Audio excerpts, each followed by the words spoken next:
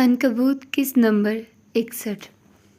شام گہری ہو چکی تھی اور شہر کی روشنیاں ٹمٹما رہی تھی۔ ولی گاڑی چلا رہا تھا اور فجر تھکی ہاری سیٹ سے پشت ٹکائے آنکھیں بند کیے بیٹھی تھی۔ دن بھر کی میٹنگز اور کام نے اسے نڈھال کر رکھا تھا۔ ولی نے ایک نظر اسے دیکھا اور مسکرایا۔ اسے فجر کو چھیڑنے کا موقع مل گیا تھا۔ آپ کی ہیزل آنکھوں کی کافی تعریف سنی ہے، اگر اتنی ہی اچھی ہیں تو کبھی کھول کر بھی دیکھ لیا کریں۔ ساری دنیا روشنیوں سے جگمگا رہی ہے اور آپ ہیں کہ اپنی دنیا میں گم ہیں۔ وہ اب بھی ویسے ہی بیٹھی رہی۔ ویسے آج میرا دل کر رہا ہے چائے پینے کا۔ فجر نے ٹک سے آنکھیں کھولی اور اسے گھورا۔ میرا موڈ اس وقت بالکل اچھا نہیں ہے اور مجھے تمہارے ساتھ کہیں نہیں جانا۔ مجھے تنگ مت کرو۔ تنگ؟ میں تو بس آپ کو حقیقت سے روشناس کرا رہا ہوں۔ اس نے کندھے اچکائے۔ دن بھر ڈیزائنوں سے کھپنے کے بعد دیکھنا چاہیے کہ دنیا کافی خوبصورت ہے۔ ایک کپ چائے سے کیا بگڑ جائے گا؟ دماغ فریش ہو جائے گا اور غصہ بھی اتر جائے گا۔ فجر نے لمبا سانس لیا۔ چائے میں گھر جا کر پی لوں گی۔ یو آر سو بورنگ بیگم۔ اور بس اسے ایکٹیو کرنے کے لیے یہ بیگم لفظ کافی ہوتا تھا۔ اور تمہیں اپنے کام سے کام رکھنا چاہیے۔ فضول مشورے دینے کی بجائے ڈرائیونگ پر توجہ دو۔ اگر ایکسیڈنٹ ہو گیا تو تمہارا حلیہ مزید بگڑ جائے گا۔ پہلے ہی لوگ تمہیں موسٹ وانٹڈ کرمنل سمجھتے ہیں۔ اس کی بات پر ولی کا ابھرنے والا قہقہ بے ساختہ تھا۔ دیکھ لیں پھر یہ موسٹ وانٹڈ کرمنل کیسے آپ سے ایک چائے کی درخواست کر رہا ہے۔ خیر میں نے سنا ہے آج کل آفس کی چند ایک لڑکیوں کو مجھ پر کرش ہو چکا ہے۔ آج کل کی لڑکیوں کا دماغ ہے، انہیں کرمنلز پر جلد کرش ہو جاتا ہے۔ Same like mama I am in love with a criminal. وہ ہنستے ہوئے زیر لب بڑبڑایا۔ ویسے تو میں کرمنل نہیں ہوں، ہاں وائلڈ کہہ سکتی ہیں، مگر آپ کے لیے وہ بھی نہیں ہوں۔ آپ کے لیے صرف معصوم سا ولی ہوں، آپ کا ایک عدد شوہر۔ زبردستی کا شوہر، وہ طنزیہ بولی۔ محترمہ بھول رہی ہیں تو یاد دلا دوں، مجھے پرپوز آپ نے کیا تھا، ورنہ میں معصوم تو کبھی کورٹ میرج کا سوچ بھی نہیں سکتا۔ اس نے جس انداز میں کہا تھا فجر کا چہرہ سرخ ہوا۔ وہ رخ موڑ گئی۔ کچھ دیر گاڑی میں خاموشی رہی اور پھر گاڑی ایک چمکتے ہوئے ریسٹورانٹ کے سامنے رک گئی۔ فجر نے رخ موڑ کر اسے دیکھا۔ آنکھوں میں برہمی تھی۔ یہ کیا ہے؟ ایک چھوٹا سا سٹاپ۔ اس نے اطمینان سے گاڑی پار کرتے ہوئے کہا۔ آپ کے گھر کا راستہ یہیں سے گزرتا ہے تو میں نے سوچا کیوں نہ تھوڑی دیر چائے کے لیے رک جائیں۔ اس سے پہلے کہ وہ مزید کچھ کہتی وہ گاڑی سے اترا اور فجر کے دروازے کی طرف آیا۔ وہ ابھی بھی اپنی سیٹ پر بیٹھی تھی۔ آنکھوں میں حیرت اور غصے کا امتزاج تھا۔ اس کی جانب کا دروازہ کھول کر وہ تھوڑا اس کی جانب جھکا۔ چلیں، میں کہیں نہیں جا رہی، اتنی آسانی سے جانے بھی نہیں دوں گا، اس نے مسکراتے ہوئے کہا اور آگے ہاتھ بڑھایا۔ اس کی بات کا مطلب سمجھتے ہوئے فجر نے اسے گھورا اور پھر اس کا ہاتھ نظر انداز کرتے باہر نکل آئے۔ وہ مسکراہٹ چھپاتے ہوئے پیچھے ہٹا۔ کسی کے باپ میں اتنا دم نہیں تھا کہ فجر میراث سے زبردستی کچھ کروا سکے، اور یہ نشان زدہ چہرے والا شخص ہنستے ہنستے اس سے سب کچھ کروا لیتا تھا۔ وہ اب اندر کی جانب بڑھ رہے تھے۔ ریسٹورانٹ کی ہلکی روشنی اور کافی کی خوشبو نے ماحول کو خوشگوار بنا رکھا تھا۔ ولی نے لفٹ کی جانب اشارہ کیا اور پھر کچھ دیر بعد وہ دونوں اوپر تھے۔ یہاں کچھ جوڑے اپنی اپنی دنیا میں مگن نظر آ رہے تھے۔ تم پی اے ہو یا گینگسٹر؟ وہ اسے دیکھتے ہوئے طنزیہ بولی۔ مان لیں گی تو شوہر بھی ہوں، وہ اسی انداز میں بولا تو فجر بس گھور کر رہ گئی۔ سمجھ نہیں آیا اسے کیا جواب دے۔ اکثر الفاظ دم توڑ جاتے تھے۔ کبھی کبھی اچھے کام کے لیے تھوڑی زبردستی کرنی پڑتی ہے۔ دیکھیں اب ماحول کتنا اچھا ہے، جیسے تتلیوں کو اڑنے کے لیے کھلی فضا مل گئی ہو، اس نے سکون سے کہتے کرسی سے ٹیک لگائے۔ فجر نے کرسی سے ٹیک لگاتے گردن اٹھا کر اوپر دیکھا۔ وہ کافی اونچائی پر تھے۔ اوپر آسمان صاف نظر آ رہا تھا۔ ذرا سا رخ موڑ کر نیچے دیکھو تو ٹریفک کی لائنیں موتیوں کی طرح جگمگ کر رہی تھی۔ وہ سینے پر بازو باندھے آنکھیں بند کیے کرسی سے پشت ٹکا کر بیٹھی رہی۔ ٹھنڈی ہوا اس کے گالوں کو چھوتے سرگوشیاں کر رہی تھی۔ وہ ہاتھ پر تھوڑی ٹکایا اسے دیکھتا رہا۔ ویٹر آرڈر لے کر جا چکا تھا۔ بند آنکھوں کے پیچھے فجر کو اپنے دماغ میں ڈھیر سارا شور سنائی دے رہا تھا، منزل بدل رہا تھا، مختلف آوازیں، مختلف چہرے، شور اتنا تھا کہ اسے دماغ پھٹتا محسوس ہوا۔ اس نے جھٹ سے آنکھیں کھول دی۔ آنکھوں کے عین سامنے وہ بیٹھا تھا۔ اس کے چہرے پر نظریں جمائے۔ اس کی کتھئی آنکھوں کا تاثر اتنا نرم تھا کہ شاید ہی کسی نے فجر کو پہلے اتنی نرمی سے دیکھا۔ وہ چند لمحے اسے دیکھتی رہی، پھر آنکھیں مون لی۔ اس بار تصور کے پردے پر صرف اس کی کتھئی آنکھیں لہرائی، ان کی چمک، ان کی نرمی، اور پھر دھیرے دھیرے شور ساکت ہوتا گیا۔ اب وہ اپنے قریب سے گزرنے والی ہواؤں کو سن سکتی تھی اور پھر اسے کچھ یاد آیا۔ میرے لیے اب تک بارش کی آواز دنیا کی سب سے خوبصورت آواز ہے۔ بارش نہیں ہو رہی تھی مگر وہ اس کی آواز اپنی سماعت میں محسوس کر سکتی تھی، وہ اسے سن سکتی تھی۔ ایک لمبا عرصہ اس نے وہ ٹیپ سنتے گزارا تھا اور ابھی بھی سنتی تھی جب اسے نیند نہیں آتی تھی۔ پھر اسے ایک خوشبو کا احساس ہوا۔ نہیں، یہ رئیس کی طاقتور خوشبو نہیں تھی، بلکہ یہ ولی کے کلون کی مہک تھی جس میں طاقت سے زیادہ نرمی تھی۔ اس نے آنکھیں کھول دی۔ اس بار وہ اس کے ساتھ والی کرسی پر بیٹھا تھا، اس کے قریب۔ اسے آنکھیں کھولتا دیکھ کر مسکرایا۔ جانتا ہوں، ایک آرٹسٹ کا دماغ کبھی خالی نہیں ہوتا، آوازیں اس کا پیچھا نہیں چھوڑتی، مگر پھر بھی خود کا خیال رکھا کریں۔ وہ اب سنجیدہ سا کہہ رہا تھا۔ فضا نے اس کی بات سنی اور پھر آگے ہو بیٹھی۔ وہ آج کل کافی مشکلات کا سامنا کر رہی تھی۔ راج کرنا اتنا آسان نہیں ہوتا، یہ قیمت مانگتا ہے، جان کی قیمت۔ اور رعایا پھر بھی خوش نہیں ہوتی۔ ولی نے غور سے اس کی بات سنی اور پھر اس کی آواز سنائی تھی۔ بیگم، آپ بس راج کریں، رعایا میں سنبھال لوں گا۔ وہ مسکرایا تو فجر اسے دیکھ کر رہ گئی۔ ویٹر چائے رکھ گیا تھا۔ ولی اب چائے میں چینی مکس کر رہا تھا جبکہ وہ اسے دیکھے گئی۔ اب مت پوچھنا کہ میں یہ کرنے والا کون ہوں۔ جواب آپ کو پتہ ہے۔ اس نے فجر کا کپ اس کی جانب سے رکھا۔ وہ بس اسے گھور کر رہ گئی، کپ اٹھا کر لبوں سے لگایا۔ وہ شرارت سے اسے دیکھے گیا۔ ہاں، وہ وہی تھا جس کی وہ بیوہ بنی گھومتی تھی۔ وہ رات کی تاریکی میں اپنے کمرے کی بالکنی میں کھڑی تھی۔ فضا میں ہلکی سی خنکی تھی اور دور شہر کی روشنیاں ٹمٹما رہی تھی۔ اس کے ہاتھ میں نیم گرم چائے کا کپ تھا جس سے اڑتی بھاپ ہوا میں گھل رہی تھی۔ اس کی نظریں دور افق پر مرکوز تھی جہاں شہر کی عمارتیں مدھم روشنی میں ایک مبہم سا منظر پیش کر رہی تھی۔ ریشمی بال جو اس کی پشت پر بکھرے ہوئے تھے ہلکی ہوا کے جھونکوں سے رقص کر رہے تھے اور اس کا نفیس ریشمی گاؤن بھی ہوا کی لہروں کے ساتھ ہل رہا تھا۔ گہری سوچ میں گم اس نے اپنے فون پر نظر ڈالی اور پھر ایک نمبر ملا۔ اسکرین پر روشن نام پڑھا جا سکتا تھا، ڈارک لارڈ۔ بھانجا تو نوٹس پیریڈ پر تھا ہی، کیوں نہ ماموں سے بھی نمٹ لیا جائے۔ دوسری جانب پہلی ہی گھنٹی بجنے پر فون اٹھا لیا گیا۔ سوچ رہا ہوں آخر میں نے ایسا کون سا نیک کام کیا جو ملکہ فن مجھے یاد کر لیتی ہیں۔ دوسری جانب سے رئیس کی پراعتماد آواز ابھری جس میں ہلکا سا استہزاء بھی شامل تھا۔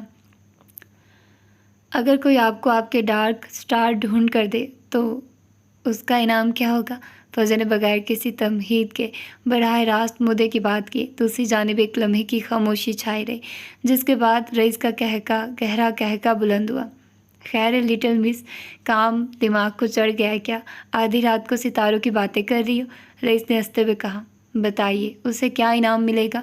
فضا نے اس کی بات کو ایک بار پھر نظر انداز کرتے ہوئے اپنے سوال کو دہرایا۔ اس کے لہجے میں ذرا سی بے صبری تھی۔ ایک بار پھر خاموشی چھائی اور پھر رئیس کی گمگیر آواز گونجی، منہ مانگا انعام۔ فضا کے نازک لبوں پر ایک سرد مسکراہٹ پھیل گئی۔ یہ وہ مسکراہٹ تھی جس کے پیچھے زہر چھپا ہوتا تھا۔ رئیس صاحب، اپنی سلطنت لوٹانے کے لیے تیار ہو جائیے کیونکہ میں آپ کے ڈارک سٹار ڈھونڈ چکی ہوں۔ اس کے لہجے میں اتنا یقین تھا کہ رئیس اس بار کہکا لگانے سے قاصر رہا، البتہ اس کے چہرے پر ایک محتاط مسکراہٹ نمودار ہوئی۔ یہ رئیس کی سلطنت ہے، یوں ہی نہیں لوٹ سکتی۔ میں ہر آرے گھرے پر اپنی سلطنت نہیں لوٹا دیتا۔ اس کی آواز میں اب بھی ہلکا سا تمسخر تھا۔ تو کیا آپ یہ شرط لگانا چاہیں گے؟ فضا نے چیلنج کیا۔ شرطیں ہمیشہ جیتنے والوں سے لگائی جاتی ہیں اور ابھی تک تم نے کچھ جیتا نہیں ہے، رئیس نے زیر لب مسکراتے ہوئے کہا۔ لیکن تمہاری دلچسپی دیکھ کر اچھا لگا۔ کیا تم چاہتی ہو کہ میں تمہیں انعام کی تفصیلات بتاؤں؟ انعامات میں خود طے کرتی ہوں، اس نے پرسکون لہجے میں جواب دیا۔ کل شام 7 بجے۔ رئیس نے ایک لمحے کے لیے توقف کیا۔ اتنا یقین؟ یقین ہی میری طاقت ہے، فضا نے مختصر جواب دیا۔ ٹھیک ہے آرٹ کی دیوی، کل شام 7 بجے میں حاضر ہوں گا۔ دیکھتے ہیں کہ تمہارا یقین کتنا مضبوط ہے، لیکن یاد رکھنا اگر تم غلط ثابت ہوئی تو خمیازہ تمہیں بھگتنا پڑے گا۔ میرا وقت بہت قیمتی ہے۔ رئیس کی آواز میں اب دھمکی کا عنصر شامل ہو گیا تھا۔ وقت بتائے گا۔ فضا نے فون بند کر دیا اور بالکنی کی ریلنگ پر ہاتھ رکھ کر ایک گہری سانس لی۔ اس کی زہریلی مسکراہٹ اب بھی اس کے ہونٹوں پر رقص کر رہی تھی۔ کل کی ملاقات ایک دلچسپ مور کا رائی ثابت ہونے والی تھی۔ رات کے 12:30 بج رہے تھے۔ شہر کی بلند و بالا عمارتوں میں سے ایک، رئیس گروپ کی سب سے اونچی منزل، مکمل خاموشی اور نیم تاریکی میں ڈوبی ہوئی تھی۔ نیچے کی منزلوں پر نائٹ شفٹ کی چند ٹیمیں اپنے کام میں مصروف تھیں، مگر یہاں بالائی منزلیں راہداریوں میں صرف ایک وجود متحرک تھا، عروضہ جمال۔ ڈارک سٹار کی چوری کے بعد اس کی ذمہ داریاں اور چوکسی کہیں گنا بڑھ گئی تھی۔ سیاہ ڈریس پینٹ اور برف جیسی سفید شرٹ میں ملبوس اس کا وجود اندھیرے میں ایک سائے کی طرح حرکت کر رہا تھا۔ اس کے کورٹ شوز کی تیکھی ہیلز ٹھوس ماربل پر ٹک ٹک کی صدا پیدا کر رہی تھی، ایک ایسی آواز جو اس وسیع خاموشی میں کسی گھڑی کی سوئیوں کی طرح گونجتی اور وقت اور خطرے کا احساس دلاتی تھی۔ اس کے بال ایک پیشہ ورانہ انداز میں مضبوطی سے بندھے تھے اور چہرے پر سنجیدگی کا مستقل تاثر تھا۔ کالر کے قریب نصب چھوٹا سا مائک اس کی ہمہ وقت تیاری کا ثبوت تھا۔ اچانک وہ رک گئے، اس کے قدم زمین پر جم گئے، ٹک ٹک کی آواز تھم گئی اور خاموشی پہلے سے زیادہ گہری محسوس ہونے لگی۔ اسے اپنے پیچھے ایک آہٹ سنائی دی تھی، ہوا یا وہم سے کہیں زیادہ حقیقی۔ اس کی بھوری آنکھیں جو اکثر ڈیٹا اور کوڈز کو پرکھتی تھی، ایک لمحے میں شکاری جانور کی طرح چوکنی ہو گئی، جیسے ارد گرد کے ماحول کو اسکین کر رہی ہو۔ پھر ایک اور ہلکی سی سرسراہٹ ہوئی، اس کا ہاتھ بجلی کسی تیزی سے حرکت میں آیا اور اگلے ہی لمحے اس کے ہاتھ میں ایک چمکتی ہوئی گن تھی، اس کی سب سے وفادار ساتھی۔ کون ہے؟ اس کی آواز سرد اور صاف تھی، راہداری میں کسی انتباہ کی طرح گونجی۔ وہ اب پنجوں کے بل محتاط قدموں سے آگے بڑھ رہی تھی، اس کا ہر پٹھا تناؤ میں تھا، ہر حس جاگ رہی تھی۔ آگے جا کر راہداری ایک موڑ مڑتی تھی جہاں سے خطرہ کسی بھی لمحے نمودار ہو سکتا تھا۔ گن کو دونوں ہاتھوں سے تھامے اپنی سانس روکے جیسے ہی وہ موڑ کے قریب پہنچی، ایک ساتھ تیزی سے مڑ کر اس کے سامنے آیا۔ عروضہ کی انگلی ٹریگر پر دبنے ہی والی تھی کہ ایک مانوس آواز نے فضا میں پھیلے تناؤ کو چیر دیا۔ Happy birth day robot. یہ ولی تھا، اس کے ہاتھ میں ہتھیار کی بجائے ایک چھوٹا سا خوبصورتی سے پیک کیا ہوا ڈبہ تھا۔ عروضہ ساکت رہ گئی، اس کا دل جو خطرے کے احساس سے دھڑک رہا تھا اب حیرت سے دھک دھک کرنے لگا۔ وہ مسکراتا ہوا اس کی طرف بڑھا۔ مجھے لگا اس سے پہلے کہ تم میرے دماغ کا بھیجا اڑا دو، مجھے خود ہی سامنے آ جانا چاہیے۔ اس نے وہ ڈبہ عروضہ کی طرف بڑھایا۔ عروضہ کا گن والا ہاتھ بے جان ہو کر پہلو میں گر گیا۔ اس نے بے یقینی سے ڈبے کو دیکھا اور پھر ولی کے چہرے کو۔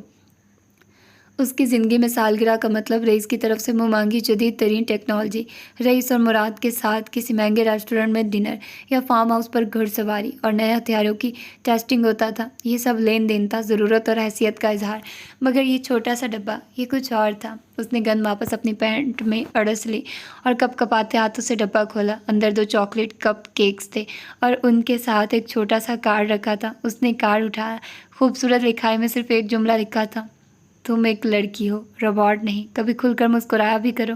اور جیسے کسی نے کوئی جادو کر دیا، عروضہ کے سنجیدہ لبوں پر ایک بے ساختہ ہلکی سی مسکراہٹ پھیل گئی، ایک ایسی مسکراہٹ جو شاید اس نے خود بھی مدتوں سے نہیں دیکھی تھی۔ اس نے نظر اٹھا کر بلی کو دیکھا جو اب راہداری میں آگے بڑھ رہا تھا۔ وہ خاموشی سے اس کے پیچھے چل پڑی۔ اب وہ دونوں بالکنی میں کھڑے تھے، یہاں سے نیچے شہر، روشنیوں کا سمندر نظر آ رہا تھا جو دور تک پھیلا ہوا تھا۔ ٹھنڈی ہوا اس کے بالوں کو ہلکے سے چھو رہی تھی۔ عروضہ نے ڈبے میں سے ایک کپ کیک اٹھایا اور دوسرا ولی کی طرف بڑھا دیا۔ اس نے شکریہ ادا کرتے ہوئے کیک لے لیا۔ کچھ لمحے وہ خاموشی سے کیک کھاتے ہوئے شہر کے جگمگاتے منظر کو دیکھتے رہے۔ ولی کے بارے میں عروضہ کے ذہن میں جو ایک منفی اور غیر سنجیدہ تاثر تھا، وہ اس ایک لمحے میں تحلیل ہو گیا تھا۔ تھینک یو اسکار، عروضہ کی آواز دھیمی اور قدرے مختلف تھے۔ مجھے یاد بھی نہیں آخری بار کب کسی نے مجھے یوں وش کیا تھا۔ ولی نے شہر پر نظریں جمائے ہوئے ایک گہرا سانس لیا۔ اس کی آواز میں ایک عجیب سی پرچھائی تھی، ایک یاد کی پرچھائی۔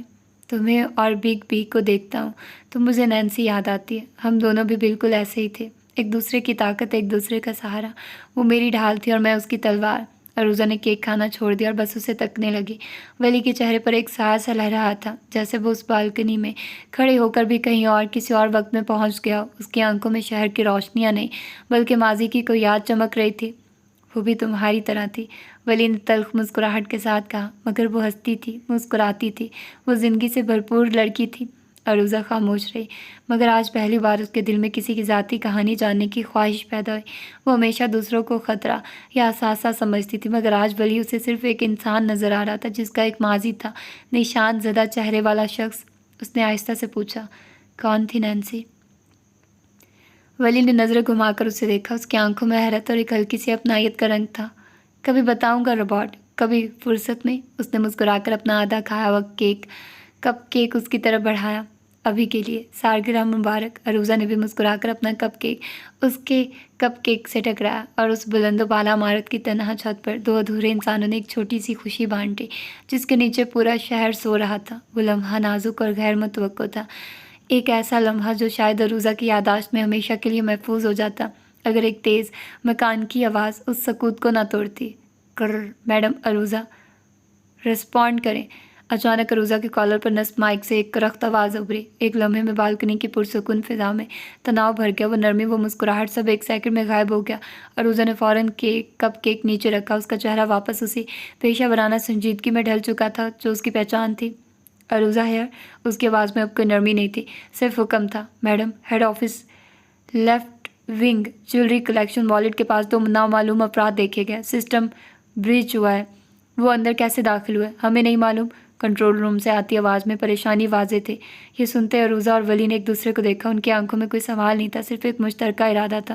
وہ لمحہ بھر پہلے کے لیے 2 اجنبی نہیں تھے جو ایک دوسرے کو جاننے کی کوشش کر رہے تھے، بلکہ 2 تربیت یافتہ آپریٹو تھے جو خطرے کی بو سونگھ چکے تھے۔ آن مائی وے، عروضہ نے کہا اور پلٹ کر بھاگی۔ ولی نے اپنا ہاتھ کھایا کپ کیک منہ میں ڈالا اور ایک سائے کی طرح اس کے پیچھے لپکا۔ لفٹ کی طرف بھاگتے ہوئے ان کے قدموں میں کوئی لڑکھڑاہٹ نہیں تھی، صرف مقصد تھا۔ لفٹ کا دروازہ کھلا اور وہ اندر داخل ہوئے۔ نیچے جاتی ہوئی لفٹ کی خاموشی میں صرف ان کی تیز سانسوں کی آواز تھی۔ لفٹ مطلوبہ منزل پر رکی، دروازہ کھلتے ہی دونوں راہداری میں نکلے۔ یہاں کا ماحول اوپر کی منزل سے بالکل مختلف تھا۔ ایمرجنسی لائٹس کی ہلکی سرخ روشنی ہر طرف پھیلی تھی اور سائرن کی دھیمی آواز گونج رہی تھی۔ یہاں فائرنگ نہیں کر سکتے؟ عروضہ نے سرگوشی کی۔ ولی نے اس بات میں سر ہلایا۔ اس کے چہرے پر اب مسکراہٹ کا شائبہ تک نہیں تھا۔ اس کی آنکھیں اسکینر کی طرح راہداری کے ایک ایک کونے کا جائزہ لے رہی تھی۔ وہ محتاط قدموں سے آگے بڑھ رہے تھے۔ ان کے جوتوں کی آواز اب سنائی نہیں دے رہی تھی، جیسے وہ ہوا میں تیر رہے ہوں۔ جیسے وہ مرکزی والیٹ کے قریب پہنچے، انہیں 2 سائے نظر آئے۔ دونوں نے سیاہ لباس پہن رکھے تھے اور ان کے چہروں پر ماسک تھے۔ وہ والیٹ کا ڈیجیٹل لاک توڑنے کی کوشش کر رہے تھے۔ عروضہ نے ولی کو اشارہ کیا اور دونوں الگ الگ سمتوں سے ان کی طرف بڑھے۔ اس سے پہلے کہ وہ کچھ سمجھ پاتے، عروضہ ایک حریف پر جھپٹ پڑی۔ اس کے حملے تیز اور نپے تلے تھے۔ وہ اپنی پوری طاقت سے حریف کو قابو کرنے کی کوشش کر رہی تھی۔ گھونسوں اور لاتوں کا تبادلہ ہونے لگا، لیکن دوسرا گھسنے والا زیادہ پرتیلا اور شاید زیادہ بے رحم تھا۔ اس نے عروضہ کا داؤ خالی دیا اور ایک زوردار ضرب اس کی پسلیوں پر رسید کی، جس سے عروضہ کے منہ سے ایک کربناک آواز نکلی اور وہ 2 قدم پیچھے ہٹی۔ حریف نے موقع غنیمت جانا اور اس کی طرف بڑھا۔ تبھی ولی حرکت میں آیا۔ وہ ایک سایہ نہیں تھا، وہ قابو میں رکھے گئے طوفان کی طرح اس پر ٹوٹ پڑا تھا۔ اس کے حملوں میں محض طاقت نہیں تھی، ایک وحشیانہ مہارت تھی۔ ہر ضرب کا مقصد حریف کو زخمی کرنا نہیں، بلکہ اسے ناکارہ کرنا تھا۔ ایک تیز جھٹکے سے اس نے حملہ آور کا بازو اس کی پشت پر موڑا اور ہڈی کے چٹکنے کی ایک کربناک آواز راہداری میں گونجی۔ حملہ آور کی چیخ بلند ہوئی۔ اس سے پہلے کہ وہ سنبھلتا، ولی نے اسے گردن سے پکڑا اور دیوار پر دے مارا۔ اب اس کی توجہ دوسرے حملہ آور پر تھی جو عروضہ سے لڑ رہا تھا۔ ولی نے اسے پیچھے سے گھیر لیا اور اس سے پہلے کہ وہ پلٹتا، ولی کے بھاری بوٹوں کی ٹھوکریں اس پر برسنے لگی۔ وہ مار نہیں رہا تھا، وہ تباہ کر رہا تھا۔ اس کے ہر وار میں ایک سرد غصہ تھا جو اس کے وجود سے پھوٹ رہا تھا۔ چند ہی لمحوں میں لڑائی ختم ہو چکی تھی۔ دونوں گھسنے والے اب فرش پر پڑے کراہ رہے تھے۔ ایک کا بازو بری طرح ٹوٹ چکا تھا اور دوسرا اپنے حواس میں نہیں تھا۔ راہداری میں ایک بار پھر خاموشی چھا گئی۔ عروضہ اپنی پسلیوں کو پکڑے جھکی ہوئی سانس لے رہی تھی۔ اس نے نظر اٹھا کر ولی کو دیکھا جو حملہ آوروں کے بے جان جسموں کو سرد نظروں سے گھور رہا تھا۔ اس کا سینہ تیزی سے حرکت کر رہا تھا اور اس کے نشان زدہ چہرے پر ایک خوفناک تاثر تھا۔ عروضہ نے پہلی بار ولی کے اس روپ کو دیکھا تھا۔ یہ وہ اسکار نہیں تھا جو اسے کپ کیک دے کر مسکرانے کا کہہ رہا تھا، یہ کوئی اور تھا۔ یہ وہ تلوار تھی جس کا رئیس نے ذکر کیا تھا، تیز، بے رحم اور مہلک۔ اور آج عروضہ نے اس تلوار کو نیام سے باہر نکلتے ہوئے دیکھا تھا، مگر وہ نہیں جانتی تھی، کوئی نہیں جانتا تھا وہ یہاں پوری تیاری کر کے آیا تھا، کیوں، کس کے لیے، یہ یقیناً آپ جانتے ہیں۔ مگر اس لمحے عروضہ نے اسے پیچھے ہٹتے دیکھا۔ اس کی قطعی آنکھوں میں خوف کا ایک ہلکا سا تاثر ابھرا تھا۔ وہ کسی کو مارنا نہیں چاہتا تھا، مگر وہ لڑتا نہیں، تباہ کرتا تھا، اور اس افریت نے اسے بری طرح جکڑ لیا تھا۔ اس کے اندھیرے کہیں کہیں اسے اندر گھر کر چکے تھے۔ وہ ان پر قابو پانے کی کوشش کر رہا تھا۔ زمین پر پڑے وہ دونوں شخص بے طرح کراہ رہے تھے، جسے اس نے چند لمحوں میں خاک چٹا دی تھی۔ خود وہ گہرے سانس لیتا 4 قدم پیچھے ہٹ گیا، جبکہ عروضہ اسے گہری نظروں سے دیکھتی رہی۔ منار کے شیشے کے میٹنگ روم میں ایک برفانی خاموشی طاری تھی، جسے صرف دیوار پر لگی گھڑی کی بے رحم ٹک ٹک توڑ رہی تھی۔ وہ بڑی سی مہوگنی کی میز کے پیچھے چمڑے کی کرسی پر براجمان تھی۔ اس کی آنکھوں میں ایک ایسی تلخی اور سرد مہری تھی جو سامنے کھڑے 2 وجودوں کے اندر تک اتر رہی تھی۔ اس کے سامنے رانیہ اور دانیال کھڑے تھے۔ رانیہ کسٹمر کیئر ڈپارٹمنٹ کی ایک ذہین لڑکی تھی اور دانیال سوشل میڈیا مارکیٹنگ کا ایک شوخ و چنچل نوجوان۔ منال کا اصول اٹل تھا، یہاں پیشہ ورانہ حدود سے تجاوز کرنے کی کوئی گنجائش نہیں تھی اور ذاتی تعلقات، خاص کر افیئر، سخت ممنوع تھے۔ رانیہ کا سر جھکا ہوا تھا، اس کے ہاتھ آپس میں جڑے ہوئے تھے اور چہرے پر ندامت اور خوف کے ملے جلے تاثرات تھے۔ وہ ایک مڈل کلاس گھرانے کی بیٹی تھی، جہاں عزت اور ساکھ ہی سب سے بڑا سرمایہ ہوتی ہے۔ اس کے برعکس دانیال کے چہرے پر کوئی شرمندگی نہیں تھی، بس ایک ہلکی سی بیزاری تھی، جیسے اسے کسی غیر ضروری میٹنگ میں بلا لیا گیا۔ ان دونوں کا افیئر چل رہا تھا۔ ہر کمپنی میں کچھ مخبری ہوتے ہیں جو پورے آفس کی خبریں مینجمنٹ تک لاتے ہیں، اب چاہے یہ مخبری سویپر ہو یا پھر آفس بوائے، لیکن خبر اندر تک ضرور پہنچ جاتی ہے، اور ان کی بھی پہنچ چکی تھی۔ فضل نے ایک طویل خاموش لمحے تک دونوں کو اپنی تیز نظروں سے پرکھا، پھر اس نے رانیہ کو مکمل طور پر نظر انداز کرتے ہوئے اپنی نظریں براہ راست دانیال پر گاڑ دی۔ کیا تم اس سے شادی کرو گے؟ سوال اتنا غیر متوقع اور براہ راست تھا کہ دانیال ایک لمحے کے لیے چونک گیا۔ رانیہ نے جھٹکے سے سر اٹھا کر اسے دیکھا، اس کی آنکھوں میں امید کی ایک لرزتی ہوئی کرن جاگی۔ وہ ایک ایسے متوسط طبقے سے تھی جو اپنی حدود جانتی تھی، مگر جب ایلیٹ کلاس کے چاہنے والے چور راستوں سے دل میں اترتے ہیں تو لڑکیاں جانتے بوجھتے بھی نظر انداز نہیں کر پاتی۔ وہ خود اس آگ کے دریا سے گزر چکی تھی اور وہ نہیں چاہتی تھی کہ یہ جو نقصان اس نے اٹھایا وہ کوئی اور اٹھائے۔ سوری، دانیال نے اس طرح پوچھا جیسے اس نے سنا ہی نہ ہو۔ اس کے لہجے میں ڈٹھائی تھی۔ فضل نے اپنی کوہنیاں میز پر ٹکا دی، اس کی آنکھیں ایک انچ بھی نہیں جھکی۔ میں نے پوچھا، کیا تم اس لڑکی سے شادی کرو گے؟ رانیہ کی تمام تر توجہ دانیال کے چہرے پر مرکوز تھی۔ وہ اس کے بدلتے تاثرات، اس کی آنکھوں میں بڑھنے والی جھنجھلاہٹ کو پڑھ رہی تھی۔ امید کی وہ کامتی ہوئی کرن بجھنے لگی تھی۔ آف کورس میڈم، کب جب وقت آئے گا تو شادی ضرور ہوگی۔ ابھی کیا مسئلہ ہے؟ فضل نے فوراً پوچھا۔ دانیال سٹ پٹا گیا۔ اس نے ایک چور نظر رانیہ پر ڈالی جو اسے پتھرائی ہوئی آنکھوں سے دیکھ رہی تھی۔ ابھی مجھے اپنے پیروں پر کھڑا ہونا ہے، ہم ابھی چھوٹے ہیں، کریئر بنانا ہے۔ یہ وہی گھسے پیٹے جملے تھے جو ہزاروں لڑکیوں نے سنے تھے۔ فضل نے اپنی ایک ہلکی سی طنزیہ مسکراہٹ دی۔ کوئی مسئلہ نہیں، منگنی تو ہو سکتی ہے، شادی بعد میں کر لینا۔ کیا تم آج شام اس کے گھر رشتہ لے کر جا سکتے ہو؟ میں تمہارے والدین سے خود بات کر لوں گی، اگر تم چاہو تو۔ دانیال کا منہ حیرت سے کھل گیا۔ رانیہ نے خاموشی سے اپنی نظریں زمین میں گاڑ دی۔ اسے اندازہ نہیں تھا کہ فجر اس معاملے کو اس طرح کرے دے گی۔ میڈم، ابھی تو ممکن نہیں ہے، دانیال نے آخر کار نظریں چراتے ہوئے کہا۔ پھر کب ممکن ہوگا؟ فجر کا لہجہ اب بھی سپاٹ تھا۔ دانیال خاموش رہا۔ وہ ایک ایسے امیر گھرانے کا چشم و چراغ تھا جو اگر چاہتا تو آج ہی سب کچھ کر سکتا تھا، مگر فجر جانتی تھی کہ یہ کبھی ممکن نہیں ہوگا۔ اس خاموشی نے ہر جواب دے دیا تھا۔ اب فجر کا رخ آہستگی سے رانیہ کی طرف مڑا۔ اس کا لہجہ اب بھی سخت تھا، مگر اس میں غصے کے بجائے ایک عجیب سی افسردگی شامل ہو گئی تھی۔ تمہیں کیوں لگا کہ اپنی پہچان اپنی محنت سے بنائی گئی جگہ کو داؤ پر لگا کر اس راستے سے چلنا ضروری ہے؟ رانیہ نے کپ کپاتے ہوئے سر اٹھایا۔ میڈم، جب ایک مڈل کلاس لڑکی گھر سے نوکری کے لیے نکلتی ہے تو وہ صرف اپنی ذات کی ذمہ داری نہیں ہوتی، وہ اپنے باپ کے بھروسے، اپنی ماں کی دعاؤں اور اپنے بھائیوں کے مان کی امانت ساتھ لے کر چلتی ہے۔ کیا تم یہ جانتی تھی؟ رانیہ کی سسکیاں بلند ہو گئی۔ وہ اب رو رہی تھی۔ محبت گناہ نہیں ہے رانیہ، مگر محبت کے نام پر اپنی عزت نفس کو بیچ دینا سب سے بڑا گناہ ہے۔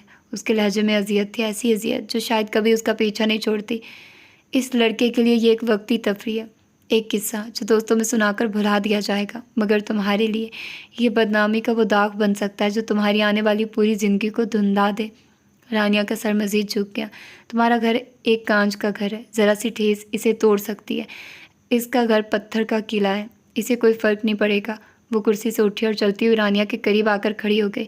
تم نے کانٹریکٹ سائن کرنے سے پہلے پڑھا تھا نا؟ اس نے رانیہ سے پوچھا، جس نے سکتے بس بات میں سر ہلایا۔ اس میں صاف صاف لکھا تھا کہ یہاں کسی بھی قسم کے افیئرز الاؤ نہیں ہیں۔ کلاس فیلوز کو کلاس فیلوز اور کولیگز کو کولیگز ہی رکھنا چاہیے۔ ان تعلقات میں بگاڑ پیدا نہیں ہونا چاہیے۔ وہ سانس لینے کو رکی۔ کیا تم نے ایک لمحے کے لیے سوچا کہ اگر تم یہاں سے نکالی جاؤ گے تو اس وجہ سے مجھ جیسی عورتوں کو باقی مڈل کلاس لڑکیوں کے لیے اصول مزید سخت کرنے پڑیں گے؟ تمہاری ایک غلطی کی وجہ سے تمہاری ان ساتھی 10 لڑکیوں پر بھی شک کیا جائے گا جو صرف اپنی محنت اور لگن سے آگے بڑھنا چاہتی ہیں۔ تم نے صرف اپنا نہیں، ان سب کا نقصان کرنے کی کوشش کی ہے۔ میڈم، یہ ہمارا ذاتی معاملہ ہے، دانیال کی آواز سنائی دی۔ وہ واپس دانیال کی طرف مڑی جس کے چہرے پر غصہ اور تضحیک کے تاثرات تھے۔ تمہیں لگتا ہے یہ تمہارا ذاتی معاملہ ہے؟ یس، یہ ہمارا پرسنل میٹر ہے آپ کو نہیں۔ فضل نے اس کی بات کاٹ دی۔ جب تم نے کمپنی کے اصول توڑے تو یہ میرا معاملہ بن گیا، جب تم نے ایک لڑکی کے جذبات اور اس کی عزت کو کھیل سمجھا تو یہ میرا معاملہ بن گیا، اور سب سے بڑھ کر جب تم میرے سامنے کھڑے ہو کر ڈٹھائی اور بدتمیزی دکھا رہے ہو تو یہ میرا معاملہ ہے۔ اس نے انٹر کام کا بٹن دبایا۔ سیکیورٹی کو میرے آفس بھیجیے۔ फिर उसने दानियाल को देखा। तुम्हारा अफेयर इस कंपनी में तुम्हारा आखिरी दिन नहीं है, तुम्हारी ये ढिठाई है। You are fired. अभी इसी वक्त अपनी चीज़ें लो और यहाँ से निकलो। दानियाल का चेहरा सफ़ेद पड़ गया। वो कुछ कहना चाहता था मगर फजर की आंखों में उसे सिर्फ फैसला नजर आया। सिक्योरिटी गार्ड्स अंदर दाखिल हुए और दानियाल को इशारा किया। वो गुस्से से पैर पटकता हुआ बाहर निकल गया। उसने हकारत भरी नज़र रानिया पर डाली थी जो शर्मिंदा नज़र आ रही थी। अब कमरे में सिर्फ फजर और सिसकती हुई रानिया रह गई थी। मैडम प्लीज़, मुझसे गलती हो गई, सॉरी। वो रोते हुए ज़मीन पर ही बैठ गए। मैंने उसका भरोसा किया, मुझे लगा वो सच में मुझसे मोहब्बत। फजर ने उसे देखा। उसकी आंखों की सख्ती में अब दर्द की एक झलक थी।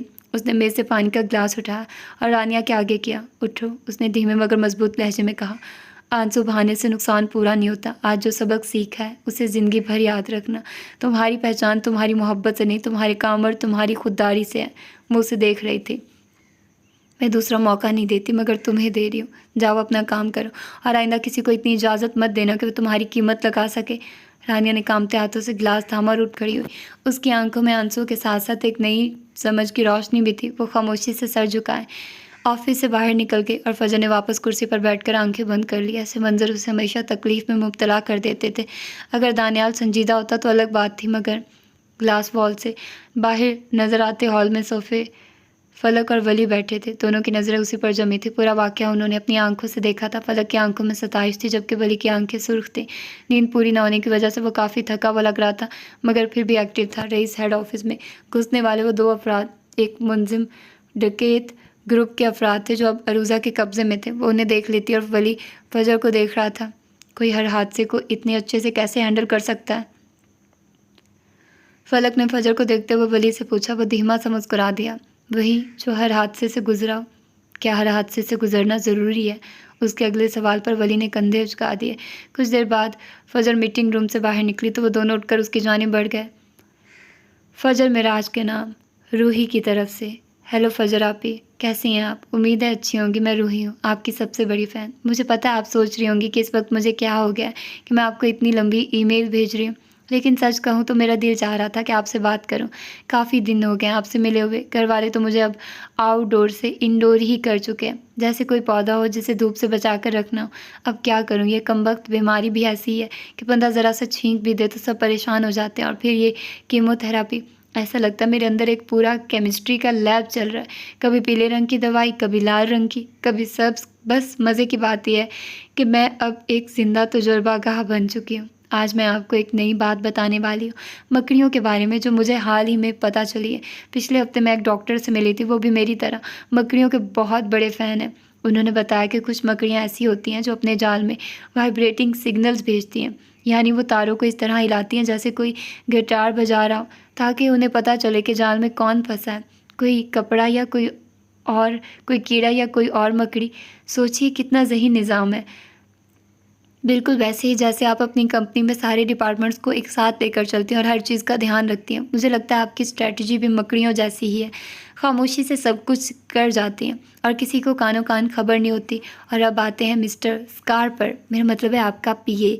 मुझे कल नर्स ने बताया कि हमारे अस्पताल में जो नया डॉक्टर आया वो बहुत हैंडसम है और उस पर सबको क्रश हो रहा है। ये सुनकर मुझे फ़ौरन मिस्टर स्कार याद आ गए। मुझे पता है वो आपकी कंपनी में काम करते हैं, लेकिन क्या उन पर भी किसी को क्रश हुआ है? मुझे लगता है वो बहुत पुरस्कार किस्म के इंसान है। कोई तो लड़की होगी जिसे उन पर क्रश हुआ होगा। बस आपसे पूछना था क्योंकि आप उनके साथ हर वक्त होती हैं। मेरा मतलब है आप उनके साथ काम करती हैं। अब आते हैं असल बात पर, जिसके लिए मैंने इतनी मेहनत से ये ईमेल लिखी है। आपके भाई, मेरे भाई सफदर भाई की मंगनी होने वाली है। जी हाँ, आपने सही पढ़ा, सफदर भाई की मंगनी, और आपको उसमें आना है। मुझे पता है आप उनसे नाराज़ हैं, लेकिन ज़रा सोचिए अगर आप नहीं आएंगी तो कैसा लगेगा। सफदर भाई की शक्ल ऐसी हो जाएगी जैसे किसी ने उनसे सारे पिज़्ज़ा छीन लिए हो। मैं जानती हूँ कि आप दोनों के दरमियान कुछ बिज़नेस पार्टनरशिप वाले मसले चल रहे हैं, लेकिन प्लीज़ थोड़ी देर के लिए ये सब भूल जाइए। सिर्फ मेरे लिए, सिर्फ रूही के लिए मैं वाकई आपको बहुत याद कर रही हूँ। और सफदर भाई की मंगनी पर अगर आपको उन्हें तंग करना हो तो मैं आपका साथ दूंगी। हम दोनों मिलकर उन्हें खूब परेशान करेंगे, जैसे हम दोनों ने बचपन में किया था। सफदर भाई की मंगनी के लिए सब घर वाले पागल हुए पड़े। अम्मी तो हर चीज़ को चेक कर रही है जैसे कोई फैशन शो हो। और सफदर भाई वो तो ऐसे खुश हैं जैसे उन्होंने कोई ओलंपिक का मेडल जीत लिया। مجھے تو لگتا ہے یہ ان کے لیے نیا چیلنج ہے۔ اب دیکھیے وہ کیسے اپنی منگیتر کو ڈیل کرتے ہیں۔ ویسے میں ابھی بھی اپنی بات پر قائم ہوں، آپ کو آنا ہے۔ صفدر بھائی آپ کو دیکھ کر ہی تھوڑے شریف ہو جائیں گے، اور اگر آپ آئیں گی تو ہم دونوں مل کر ایک سیکرٹ پلان بنائیں گے تاکہ انہیں سب کے سامنے تھوڑا سا شرمندہ کیا جا سکے۔ میں نے تو پہلے ہی کچھ آئیڈیاز سوچ رکھے ہیں۔ اچھا میں زیادہ لمبی بات نہیں کروں گی ورنہ آپ کہتی پھریں گی کہ روحی نے پوری کتاب ہی بھیج دی۔ بس ایک بات ہے، آپ آئیے گا ضرور، چاہے جتنی بھی مشکل ہو، کیونکہ آپ کے بغیر یہ فنکشن بالکل پھیکا لگے گا۔ میں وعدہ کرتی ہوں میں آپ کو بالکل تنگ نہیں کروں گی، صرف دور سے آپ کو دیکھتی رہوں گی اور یہ سوچتی رہوں گی کہ میری آئیڈیل کتنی خوبصورت ہے۔ خیر بہت ہو گیا، اپنا خیال رکھیے گا اور امید ہے جلد ملاقات ہوگی۔ آپ کی سب سے بڑی فین روحی۔ جواب بھی مکڑیوں کی خفیہ، جو اب بھی مکڑیوں کی خفیہ زندگی پر تحقیق کرتی ہے اور مسٹر اسکار کی کرش کہانی جاننا چاہتی ہے۔ فجر جو لیپ ٹاپ کی کھلی اسکرین پر نظر آتی ای میل پڑھ رہی تھی، آخر تک پہنچتے پہنچتے وہ بے ساختہ ہنس دی۔ روحی کی باتیں ہی ایسی تھی، البتہ ایک چیز نے اسے پریشان کیا تھا۔ صفدر منگنی کر رہا تھا، یقیناً زرکا سے، مگر اس نے نہیں بتایا تھا اور فجر اب پوچھنا بھی نہیں چاہتی تھی۔ اس نے وال کلاک پر نظر ڈالی تو شام کے 6 بج چکے تھے۔ 7 بجے اس کی رئیس کے ساتھ میٹنگ تھی، سارے اہم پوائنٹس اس نے بنا لیے تھے، اب بس میٹنگ کے لیے نکلنا تھا۔ اس نے کرسی سے اٹھتے ہوئے ولی کا نمبر ملایا، دوسری جانب کال اٹھا لی گئی۔ میرا آفس آئیے، 3 لفظوں کا جملہ ادا کرتے اس نے فون بند کر دیا۔ دن بھر کی تھکان اس کے کاندھوں پر بوجھ بن چکی تھی، لیکن روحی کی ای میل نے جیسے اس بوجھ کو ہلکا کر دیا تھا۔ اس کی ہنسی اور معصوم ضد نے فجر کے چہرے پر ایک ہلکی سی مسکراہٹ بکھیر دی تھی۔ وہ کرسی پر پڑا اپنا بلیزر اٹھا رہی تھی جب دروازہ کھلا اور ولی اندر داخل ہوا۔ وہ اس وقت ایک سیاہ کھلی اسکرٹ کے اوپر کالر والی سفید ڈریس شرٹ پہنے ہوئے تھی۔ اس کے گھنے بال خوبصورتی سے جوڑے میں بندھے تھے اور کانوں میں چمکتے سفید ڈراپس ہیرے کے موتیوں جیسے جگمگ جگمگ کر رہے تھے۔ جیسے ہی ولی اندر آیا اس نے بلیزر پہن لیا، اس کے مضبوط کندھے اس میں بالکل فٹ لگ رہے تھے۔ ہمیں ابھی چلنا ہے، آج میری رئیس کے ساتھ میٹنگ ہے، اس نے کہا اور پھر جھک کر میز کے خانے سے ایک فائل نکالنے لگی۔ اس کی آواز میں وہی مدھم خود اعتمادی تھی جو اس کی شخصیت کا خاصہ تھی۔ یہ سنتے ہی ولی جیسے ساکت ہو گیا، اس کا چہرہ ایک پل کو خالی نظر آیا۔ فجر اپنی فائل میں مصروف تھی، اس کے چہرے پر سنجیدگی تھی۔ اسے کیا خبر تھی کہ اس کے چند الفاظ نے ولی کے اندر ایک طوفان برپا کر دیا تھا۔ نہیں، وہ دونوں میاں بیوی تھے اور یہ بات رئیس اورنگزیب کو پتہ نہیں چلنی چاہیے تھی۔ رئیس کے سامنے ان کے رشتے کا ذکر یعنی اپنے پیروں پر کلہاڑی مارنا تھا۔ اگلے لمحے وہ تیزی سے فجر کی جانب بڑھا۔ اس کی رفتار اتنی تیز تھی کہ فجر کو سنبھلنے کا موقع ہی نہیں ملا۔ ولی نے اس کے قریب پہنچ کر اس کے دونوں ہاتھ تھام لیے۔ فجر نے حیرانی سے اسے دیکھا۔ کیا کر رہے ہو؟ فجر کے لہجے میں اچانک ایک سرد پن اتر آیا۔ اس کی آنکھوں میں چمک کی جگہ حیرت نے لے لی تھی۔ ولی کا چہرہ پریشانی سے سفید پڑ رہا تھا، اس کی آنکھوں میں خوف سا تھا۔ ہمارے رشتے کے بارے میں بگ بی کو پتہ نہیں چلنا چاہیے، آپ ان سے جس بھی کام سے ملیں، مگر پلیز اس راز کو راز ہی رکھیے گا۔ اس کی آواز میں ایک التجا تھی، ایک عجلت جو فجر نے پہلے کبھی نہیں دیکھی تھی۔ تمہیں کیا لگتا ہے میں انہیں اس نکاح کے بارے میں بتانے جا رہی ہوں؟ فجر نے اپنا ہاتھ چھڑانے کی کوشش کی، لیکن ولی کی گرفت مضبوط تھی۔ اس کی آواز میں ایک چبھتا ہوا طنز تھا۔ رشتے میرے کام پر اثر انداز نہیں ہوتے، یہ آپ کے کام پر شاید اثر انداز نہ ہو، لیکن میری پوزیشن پر ہو سکتا ہے، ولی نے نرمی سے کہا، لیکن اس کی آنکھوں میں التجا بڑھتی جا رہی تھی۔ بگ بھی نہیں جانتے ہمارا رشتہ کیا، اور میں نہیں چاہتا انہیں پتہ چلے۔ کیوں تم ان سے ڈرتے ہو؟ وہ طنزیہ بولی۔ وہ چلو میں اسے دیکھتا رہا۔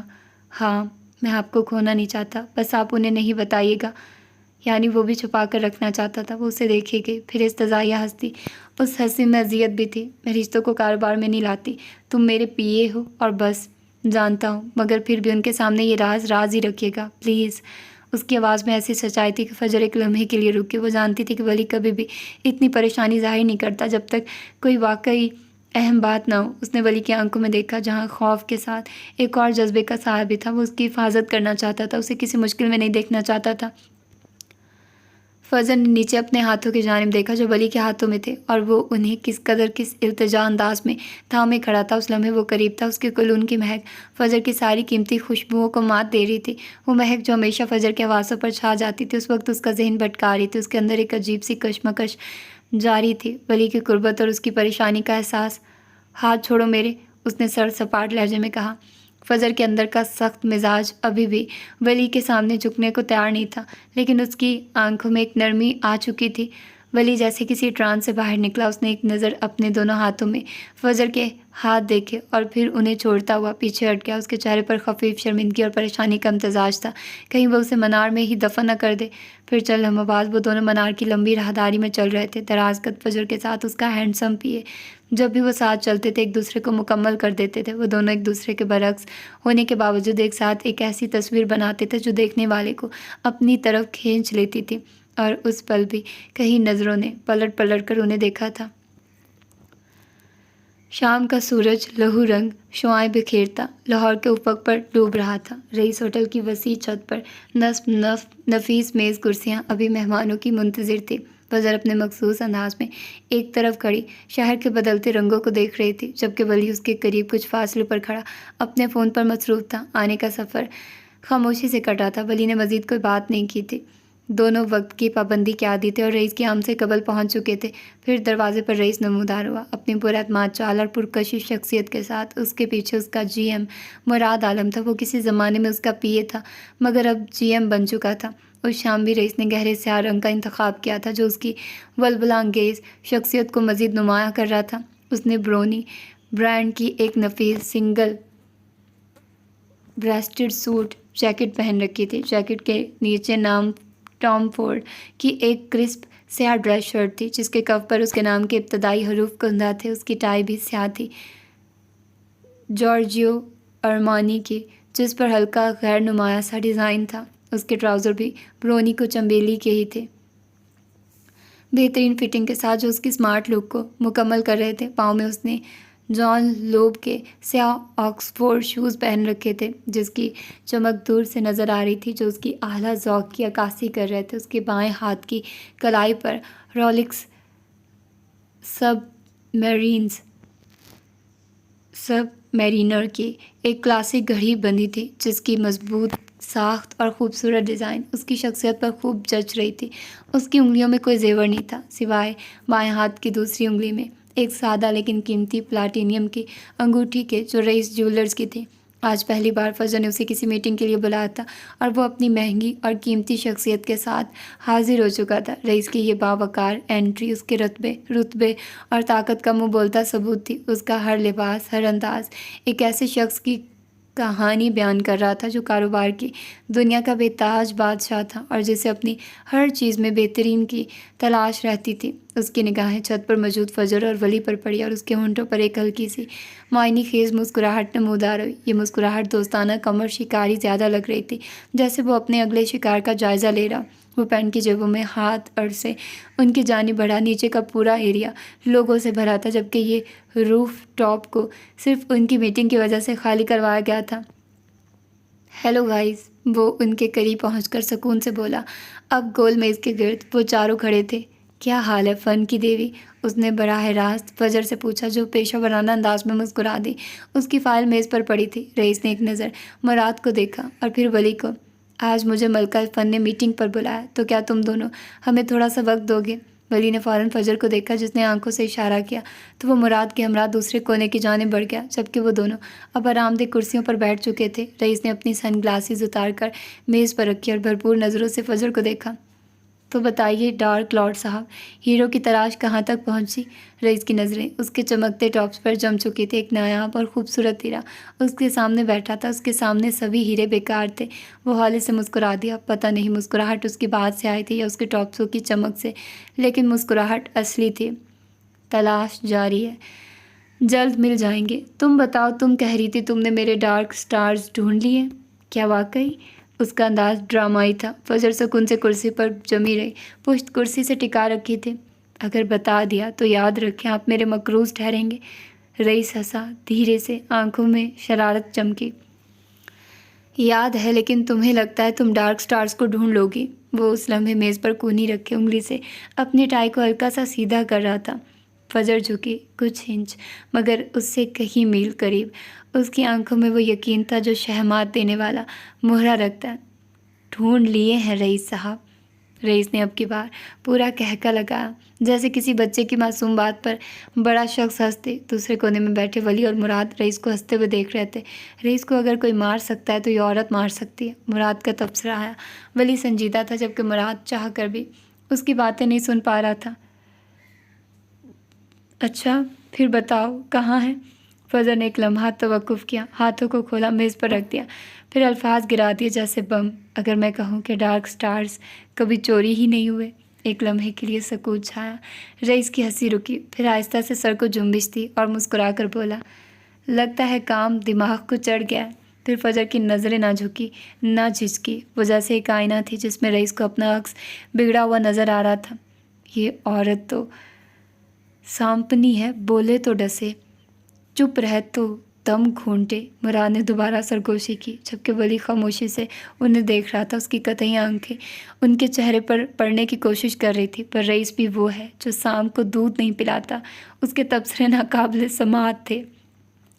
کچھ وقت کی خاموشی چھائی گئی۔ رئیس نے انگلی سے میز بجائی، ٹک ٹک۔ سمجھ نہیں آتا تم واقعی ذہین ہو یا اوور کانفیڈنٹ؟ آپ کو کیا لگتا ہے؟ فرزن نے الٹا سوال کیا۔ پہلے مجھے ڈارک سٹارز کے بارے میں بتاؤ، پھر میں فیصلہ کروں گا۔ اگر وہ چوری نہیں ہوئے تو پھر کہاں ہیں؟ وہ ابھی بھی ہنس رہا تھا۔ ڈارک سٹار کبھی پاکستان آئے ہی نہیں۔ فجر نے اپنے الفاظ چبائے نہیں، سیدھے پھینکے۔ فجر کے اس ایک جملے نے شام کے سکوت میں ایسا ارتعاش پیدا کیا جیسے کسی نے ٹھہرے ہوئے پانی میں بھاری پتھر پھینک دیا۔ رئیس اورنگزیب کی ہنسی جو کچھ لمحے پہلے پوری چھت پر گونج رہی تھی، یکلخت تھم گئی۔ اس کے چہرے پر جو تمسخرانہ تاثرات تھے وہ ایک لمحے کے لیے حیرت میں بدلے، اور پھر فوراً ہی ایک سرد ناقابل فہم سنجیدگی نے ان کی جگہ لے لی۔ اس کی گہری سیاہ آنکھوں کی چمک جو پہلے ایک شکاری کی تھی اب ایک شاطر کھلاڑی کی ہو گئی تھی جو اپنے مد مقابل کی چال کو پرکھ رہا ہو۔ اس نے اپنی برونی کو چنبیلی کی جیکٹ کے بٹن کو لاشعوری طور پر چھوا، جیسے خود کو یقین دلا رہا کہ یہ حالات اب بھی اس کے قابو میں۔ وہ چل ہمیں فجر کو گھورتا رہا، اس کے چہرے پر لکھی ہر تحریر کو پڑھنے کی کوشش کرتا رہا، اور پھر اس کے ہونٹوں پر ایک نئی، کہیں زیادہ خطرناک مسکراہٹ نمودار ہوئی۔ دلچسپ، اس نے دھیمے مگر گہرے لہجے میں کہا، جیسے وہ فجر کے دعوے کو نہیں بلکہ اس کی ہمت کو سراہ رہا ہو۔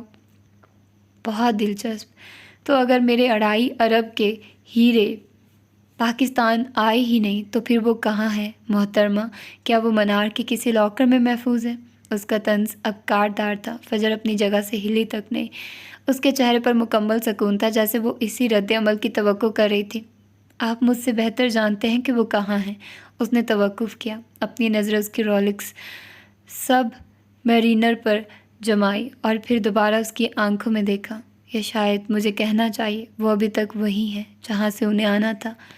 یہ ایک بہت بڑا الزام ہے فجر معراج، تم جانتی ہو اس کا مطلب کیا ہے؟ اس کا مطلب ہے کہ میں نے اپنی ہی کمپنی کے لوگوں کو دھوکہ دیا، اپنے لوگوں کو مروایا، اور پورے ملک کے قانون نافذ کرنے والے اداروں کو بیوقوف بنایا۔ اس نے اپنی رولکس سب میرینر کی طرف ایک سرسری نگاہ ڈالی، جیسے وقت کی اہمیت کا احساس دلا رہا۔ میں الزام نہیں لگا رہی، میں حقائق بیان کر رہی ہوں، اور ہاں آپ نے بالکل یہی کیا ہے۔ کچھ فاصلے پر بیٹھا مراد عالم بے چینی سے پہلو بدل رہا تھا۔ اسے ان دونوں کی گفتگو کا ایک لفظ بھی سنائی نہیں دے رہا تھا، لیکن ان کے چہروں کے تاثرات جو بدن بولی ایک پوری کہانی سنا رہی تھی۔ رئیس کا یکدم سنجیدہ ہو جانا اور فجر کا وہ پر اعتماد انداز مراد کے لیے خطرے کی گھنٹی تھی۔ اچھا ڈرامہ ہے، وہ استزائیہ بولا۔ فجر بھی کرسی کے پشت سے ٹیک لگائے، سینے پر ہاتھ باندھے اسی کی طرح آگے جھکی۔ اب وہ دونوں میز کے آر پار ایک دوسرے کی آنکھوں میں آنکھیں ڈالے ہوئے تھے۔ آئیے اس ڈرامے کا اسکرپٹ پڑھتے ہیں۔ اس کی آواز میں اب ایک پیشہ ورانہ کھنک تھی۔ کچھ دن پہلے میں نے آپ کو شہر کے کچھ اعلیٰ کسٹم اور پولیس افسران کے ساتھ دیکھا تھا۔ بڑی دوستانہ محفل تھی۔ آپ اپنے ڈارک سٹارز کی چوری کا کیس بند کروا چکے ہیں، پھر یہ ملاقات کیوں؟ میں نے تھوڑی سی تحقیق کی اور پتہ چلا کہ آپ کا ایمپائر مال پروجیکٹ کچھ عرصے سے کسٹم مافیا کی نظروں میں کھٹک رہا تھا۔ وہ آپ سے اپنا حصہ مانگ رہے تھے اور آپ دینے کے موڈ میں نہیں تھے۔ رئیس خاموش تھا، لیکن اس کی انگلیاں میز پر دھیرے دھیرے تھپ تھپا رہی تھی، جو اس کے اندرونی خلفشار کی علامت تھی۔ فجر نے اپنی بات مکمل کی۔ تو آپ نے ایک شاندار منصوبہ بنایا، ایک ایسا منصوبہ جو آپ جیسی ذہانت کو ہی زیب دیتا ہے۔ آپ نے پوری دنیا میں شور مچایا کہ آپ 2.5 ارب کے نایاب ہیرے پاکستان درآمد کر رہے ہیں۔ کاغذات تیار ہوئے، انشورنس کروائی گئی، سب کچھ قانونی تھا۔ پھر پاکستان پہنچتے ہی وہ چوری ہو گئے۔ آپ نے اپنے ہی 4 گارڈز کی قربانی دی تاکہ چوری حقیقی لگے۔ آپ نے اپنے آفس میں ایسی اداکاری کی کہ آسکر بھی شرما جائے۔ فجر ایک لمحہ کو رکی، اس کی نظروں میں استضاء کے ساتھ ساتھ ایک عجیب سی تلخی بھی تھی۔ نتیجہ، کسٹم مافیا جو آپ سے کروڑوں بٹورنے کا خواب دیکھ رہا تھا، یہ سوچ کر پیچھے ہٹ گیا کہ جس شخص کا 2.5 ارب کا نقصان ہو گیا وہ اب انہیں کیا دے گا۔ آپ ایک ہی چال میں ہمدردی بھی لے گئے اور اپنے دشمنوں سے جان بھی چھڑا لی، اور اصل ہیرے وہ تو شاید اب کسی اور نام سے، کسی اور راستے سے ڈبل قیمت پر اسمگل کیے جائیں گے، تاکہ اس پورے ڈرامے کا خرچہ بھی نکل آئے اور منافع بھی ہو۔ اب چھت پر مکمل خاموشی چھا گئی تھی، دور کہیں سے آتی ٹریفک کی آواز بھی مدھم پڑ گئی تھی۔ رئیس اورنگزیب نے میز پر تھپ تھپاتی انگلیاں روک لی۔ اس نے ایک طویل گہری سانس لی۔ اس کے چہرے سے سارے تاثرات غائب ہو چکے تھے، صرف ایک سپاٹ پڑنے میں نہ آنے والا ماسک باقی رہ گیا تھا۔ پھر وہ مسکرایا، مسکراہٹ گہری ہوتی کیفے میں بدل گئی۔ کون ہو تم؟ وہ اس کی جانب جھکتے رازدارانہ انداز میں بولا۔ فجر معراج، پہچان چھیننے والوں کو چیر پھاڑ کر کھا جاتی ہوں۔ وہ بھی آگے کو جھکتی اسی کے انداز میں بولی۔ رئیس نے سر کو ہلکا سا خم دیا۔ وہ ابھی بھی مسکرا رہا تھا، البتہ یہ ہنسی طنزیہ نہیں تھی، یہ ایک حریف کی طرف سے دوسرے حریف کے لیے تسلیم اور ستائش کا ایک نایاب لمحہ تھا۔ تم صرف ایک ملکہ ملعون ہی نہیں ہو فجر معراج، اس نے دھیرے سے کہا۔ اس کی آواز میں پہلی بار ہلکی سی ستائش کی جھلک تھی۔ تم ایک بہترین جاسوس بھی ہو، اس نے تسلیم کر لیا تھا بغیر کسی اگر مگر کے۔ وہ ایسا ہی تھا، ذہین لوگوں کو تسلیم کرتا تھا۔ فجر کے چہرے پر فاتحانہ مسکراہٹ نہیں آئی۔ وہ جانتی تھی کہ یہ کھیل کا اختتام نہیں بلکہ آغاز تھا۔ رئیس نے اپنی جیب سے سگار کیس نکالا، اس میں سے ایک مہنگا سگار منتخب کیا اور اسے اپنے ہونٹوں میں دبایا۔ مراد فوراً ایک قدم آگے بڑھایا، لیکن رئیس نے ہاتھ کے اشارے سے اسے روک دیا۔ اس نے خود جیب سے ایک نفیس سلور لائٹر نکالا اور سگار سلگایا۔ دھوئیں کا ایک مرغولا ہوا میں چھوڑتے ہوئے اس نے دوبارہ فجر کو دیکھا۔ تو پھر؟ رئیس نے پرسکون مگر خطرناک لہجے میں پوچھا۔ آپ نے اپنے ہی 4 لوگوں کو مروا دیا؟ اس بار فجر کے لہجے میں تعصب تھا۔ میں نے ان کی موت کی ان کی زندگی سے ڈبل قیمت ادا کی ہے۔ وہ اب سنجیدہ تھا، بالکل کسی ڈارک لارڈ کی طرح۔ تو آپ نے انہیں استعمال کیا، ان کا فائدہ اٹھایا۔ وہ بھیک مانگ رہے تھے، میں نے قیمت پوچھ لی۔ آپ انسانوں کو خریدتے ہیں، بھیک مانگنے سے بہتر اپنی قیمت لگوائی جائے، شاید میں خریدار نکل آؤں۔ آپ کو لگتا ہے آپ لوگوں کی قیمتیں لکھتے ہیں، قسمتیں لکھتے ہیں؟ میں قسمتیں لکھتا نہیں، بس ان کی سمت متعین کرتا ہوں۔ دھوئیں کے مرغولے آسمان کی جانب رواں دواں تھے۔ ایک لمبی خاموشی چھا گئی۔ فجر اپنے سامنے بیٹھی اس طاقت کو دیکھ رہی تھی جو بیک وقت رحم دل اور سنگ دل تھا، جس کی محبت کی کوئی حد نہیں تھی اور نفرت کی کوئی انتہا نہیں۔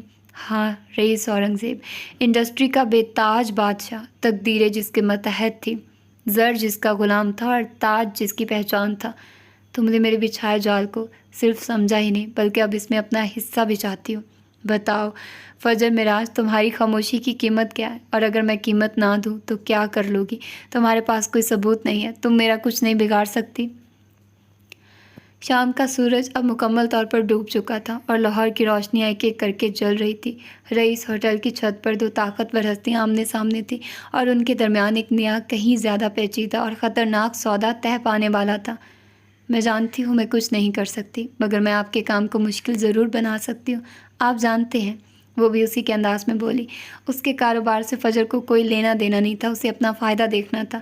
آپ کے ڈارک سٹارز کب، کیسے، کہاں سے آئیں گے یہ میں پتہ لگا سکتی ہوں، پھر بھی تم میرا کچھ نہیں بگاڑ سکتی۔ وہ استضاعیہ ہنس دیا اور سگار کو میز پر دھری ایش ٹرے میں رکھا۔ جانتی ہوں میں تمہاری زہریلی ذہانت کا قائل ہوں، تو بتاؤ تمہیں اپنی ذہانت کا کیا انعام چاہیے؟ میں صرف ذہین ہی نہیں، بد دماغ بھی ہوں۔ میں تمہاری ذہانت اور بد دماغی کا قائل ہوں۔ میں صرف ذہین اور بد دماغ ہی نہیں، بد مزاج بھی ہوں۔ میں تمہاری زہریلی ذہانت، بد دماغی اور بد مزاجی کا بھی قائل ہوں۔ اس بار وہ ہستی، پوری گفتگو میں پہلی بار، اور پھر میز پر دھری فائل اس کی جانب کھسکائی۔ اس میں اس کے اور فلک کے پروجیکٹ کی ساری ڈیٹیلز تھی۔ رئیس نے فائل اٹھائی، اسے کھولا اور چند لمحے اس کی نظریں صفحوں پر پھسلتی رہی۔ پھر اس نے فائل واپس میز پر پھینک دی۔ تو تمہیں میرا نام چاہیے، رئیس گروپ کا نام؟ اس کے اعصاب ڈھیلے پڑ گئے۔ بس اتنا سا ہی نام؟ ایسے ایونٹ تو وہ چلتا پھرتا اسپانسر کر دیتا تھا۔ ہاں، ایک طاقت کو ایک طاقت کاٹ سکتی ہے۔ اس نظام کی افریت سے رئیس جیسا افریت لڑ سکتا ہے۔ مجھے بس یہی چاہیے۔ اس نے بے نیازی سے کندھے اچکائے۔ رئیس نے چند لمحے اسے دیکھا، اس کے چہرے کو گہری اور جانچتی ہوئی نظروں سے۔ بدلے میں مجھے کیا ملے گا؟ اتنی آسانی سے تو وہ اسے جانے نہیں دے سکتا تھا۔ فجر نے بھویں سکیڑ کر سوالیہ نظروں سے اسے دیکھا۔ رئیس اورنگزیب کو مجھ سے کیا چاہیے؟ اس کے एम्पायर मॉल में सभी ब्रांड्स के स्टोर थे, कौमी और बैनुल अक़वामी दोनों, सिवाय मनार के। इस ऑफ़र को फजर ने हमेशा ठुकराया था, मगर अब अगर मुआहदा हो ही रहा था तो बराबर का होता। दोनों अपना अपना फ़ायदा देखते। हालांकि वहाँ स्टोर मिलने पर मनार को ही फ़ायदा, मगर फजर ने अपनी अना ऊँची रखी कि अगर रईस के पास सब कुछ था तो मनार नहीं था। मगर अब वो वक्त आ गया था, तुम्हें मेरे मॉल में स्टोर खोलना होगा। फजर ने चल हमें उसे देखा, उसे अंदाज़ा था। फिर उसने गहरी सांस ली। चले, ये मेहरबानी भी कर ही देती हूँ आप पर। वो धीरे से हंस दिया। उसे 2.5 साल पहले वाली फजर मिराज याद आई। तुम अभी तक वैसी ही हो, जख्म देने में माहिर, मरहम बनने से गुरेजा। फजर ने मेज़ पर कोहनी टिकाई और झुककर धीरे से कहा, और आप अभी तक वैसे ही हैं, मास्क के पीछे छुपने वाले, स्याह इरादों के मालिक, मुँह बोले मसीहा। रईस ने एक नज़र उसे देखा और फिर मुराद के साथ खड़े वली को। वो काफ़ी बेचैन नज़र आ रहा था। अब उनका रिश्ता खुल ही गया था तो क्यों ना ये पूछ लिया जाता, क्या वली ने तुम्हारी मदद की? हाँ, शायद उसी ने सब बताया। मैं रिश्तों को इस्तेमाल करके कारोबार नहीं करती। उसने भी रुख मोड़कर वली को देखा, जो एक हाथ पैंट की जेब में डाले दूसरे से फ़ोन कान से लगाए खड़ा था। कोई संजीदा गुफ्तगू चल रही थी। डूबती शाम में उसका अक्स नुमाया हुआ।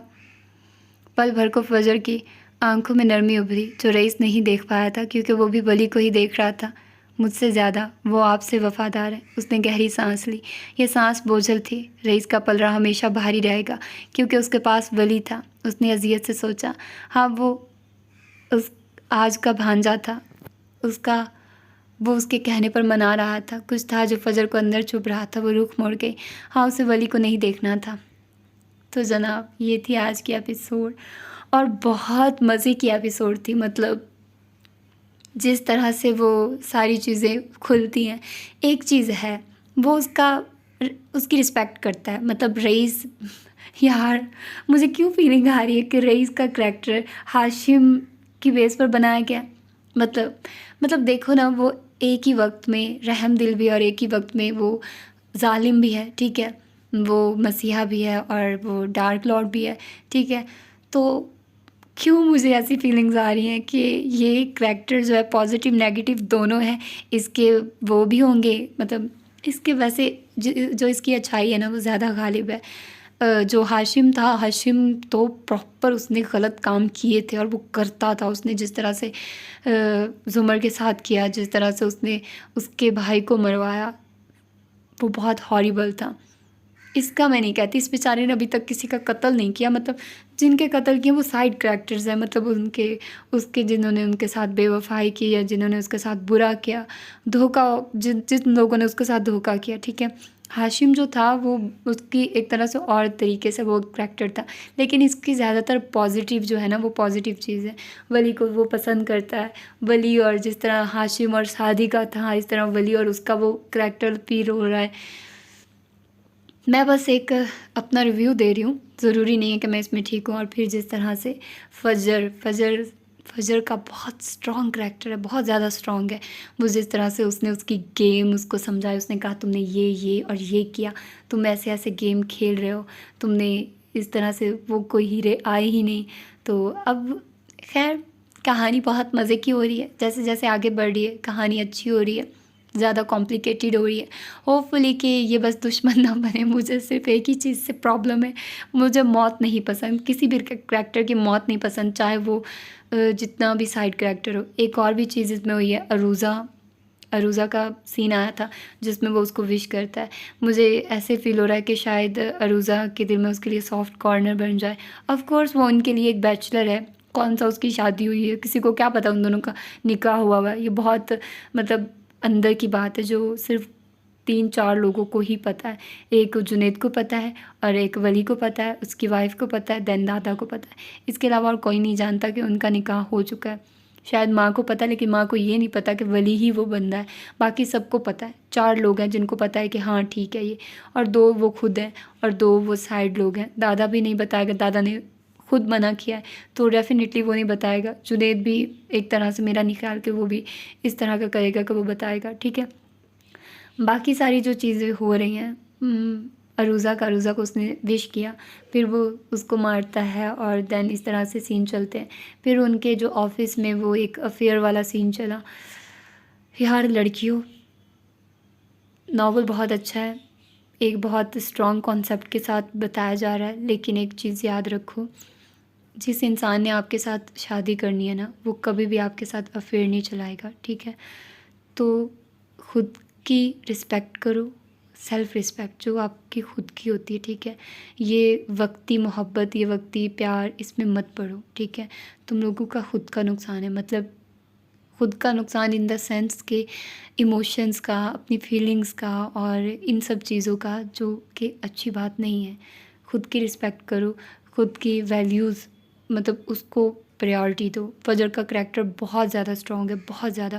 اس بندی نے پہلے ارسل کے لیے جس طرح کہا، لیکن پھر وہ جیسے پیچھے ہٹی، جیسے اس نے خود ہی وہ فیصلہ کیا، وہ ہم اس کو بھی جسٹیفائی نہیں کریں گے کہ اس نے جیسے جا کر اس سے نکاح کر لیا، اور یہ وہ ایک کہانی ہے، ہم اس کو فکشن میں کر رہے ہیں۔ لیکن خود کو جانو، اپنے خاندان کی عزت کو سب سے فرسٹ پریارٹی رکھو، اپنے خوابوں کے پیچھے بھاگو، کسی انسان کے پیچھے نہیں، ٹھیک ہے؟ باقی اب دیکھتے ہیں کہ کیا ہوتا ہے۔ رئیس بہت زیادہ اس سے متاثر ہے آف کورس، اور میں چاہتی ہوں کہ وہ فلک سے ہو اس فجر کی بجائے، لیکن آف کورس وہ اس کا عجیب سائڈی کریکٹر ہے، عجیب سا کریکٹر ہے، اب سمجھ نہیں آ رہا، وہ اس کو لائک بھی نہیں کرتا، وہ اس کو پسند بھی نہیں کرتا، وہ اس کے لیے اچھا بھی ہے، وہ اس کے لیے برا بھی ہے، کیا چل رہا ہے یار۔ لیکن خیر ابھی ہوپ فلی کہ وہ زیادہ ڈیپلی اس کو پسند نہ کرتا ہو، اس کو دھچکا نہ لگے جب اس کو پتہ چلے کہ اس کا نکاح ہو چکا ہے ولی کے ساتھ۔ ہوپ فلی کہ وہ اس کو پازیٹیو لے، اس کو نیگیٹیو نہ لے۔ تو ہم امید کر سکتے ہیں، ہم اچھی امید رکھ سکتے ہیں۔ تو پھر ملتے ہیں اس کی اگلی ایپیسوڈ میں، اپنا ڈھیر سارا خیال رکھیے گا۔ اللہ حافظ۔